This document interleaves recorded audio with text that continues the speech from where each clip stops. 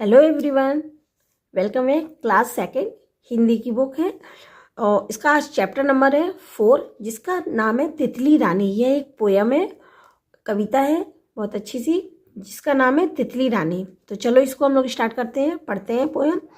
इसका सबसे पहले हम लोग क्या देखते हैं, पाठ चर्चा। चलिए पाठ चर्चा देखते हैं कि प्रस्तुत पाठ में कवि ने बच्चों की तितली की सुंदरता को देखकर, जो बच्चों की तितली है, तितली की सुंदरता को देखकर और उसको पकड़ने की जो मनोवृत्ति होती है, यानी कि जो अंदर की इच्छा होती है, उसका वर्णन किया है। बच्चे जब तितली देखते हैं, सुंदर सुंदर सी रंग बिरंगी तितली देखते हैं, तो उसको जो पकड़ने की इच्छा होती है उसके बारे में उन्होंने इस चैप्टर नंबर 4 तितली रानी में उन्होंने इसका वर्णन किया है। तो चलिए देखते हैं क्या है, थोड़ा सा हम लोग पोयम पढ़ते हैं इसके साथ ही। कि रंग बिरंगे पंख तुम्हारे इधर उधर मडराती हो, कली कली से फूल फूल से उनका रंग ले आती हो। क्या कह रहे हैं कवि कि रंग बिरंगे पंख तुम्हारे, किसके लिए, तितली के लिए बोल रहे हैं कि तुम्हारे रंग बिरंगे जो पंख होते हैं और खूब, कभी इस पेड़ पे बैठती हो, इस फूल पे बैठती हो, कभी उस फूल पे बैठती हो और कली पे बैठती हो, बैठ बैठ के क्या करती हो कि सभी के, कभी फ्लावर्स तो काफ़ी कलर्स के होते हैं, तो हर कलर्स के फूलों पे बैठकर उनसे क्या करती हो, तुम रंग को ले लेती हो।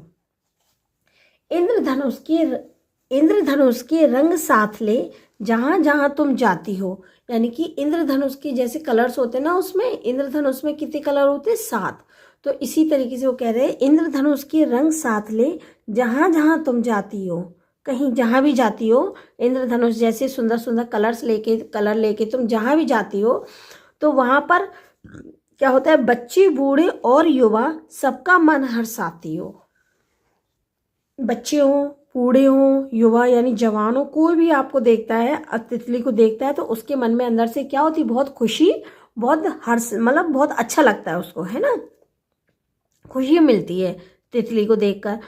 तो फिर कहते हैं कि तितली रानी यह बतलाओ, हमसे तुम रूठी हो क्यों, फूलों से तो करती बातें। क्या कह रहे हैं कि तितली रानी यह बतलाओ, हमसे तुम रूठी हो क्यों, फूलों से तो बातें करती, हमसे दूर रहती हो क्यों।